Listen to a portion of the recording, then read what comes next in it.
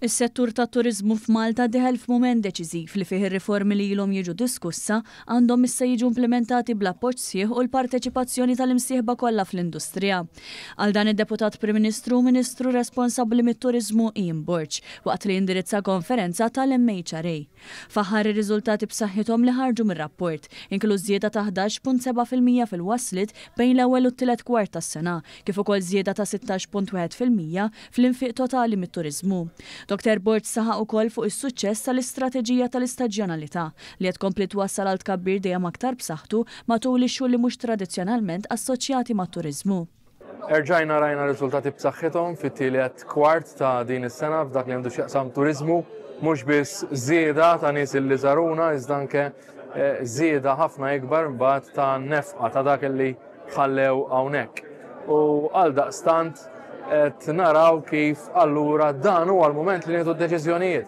Inna ħafna nisimgħu, inna ħafna niddiskutu, wasalna biex niddeċiedu. Il-President tal-MHRA Tony Zara kummenta wkoll dwar ir-riżultati pożittivi fejn irrimarka li dawn qed jibnu fuq is-suċċessi li jinkisbu diġà. Il-Quarter 3 kien eċċezzjonali. Nistgħu ngħidu li l-figuri kollha kienu jindikaw sensiela ta' attività qawwija u impressjonanti. Aħna qed naraw ukoll il-Quarter 4 se jkun ukoll b'saħħtu u qed naraw li dis-sena jista' jkun naċċedu l-4 miljuni ta' turisti li jaslu Malta. Id-Deputat Prim Ministru enfasizza li dan huwa l-mument li fih trid tittieħed azzjoni deċiżiva. Dr. Burch fakkar li d-deċiżjonijiet kuraġġużi dejjem mexxew l-industrija tat-turiżmu l qudiem, fosthom ir-riabilitazzjoni li għaddejja fil-Blue Lagoon bħala eżempju ċarta kif bidliet b'saħħithom jistgħu jagħmlu differenza. Huwa spjega li l-pjan ta' riformi tal-Gvern jinkludi tissieħ tal-ħiliet permezz tal-Skills Pass u Tourism Excellence Malta fost oħrajn. Dan flimkien mal-użu ta' data aktar robusta, inkluż it-Tourism Sustainability Indicators u l-AI in Tourism Platform.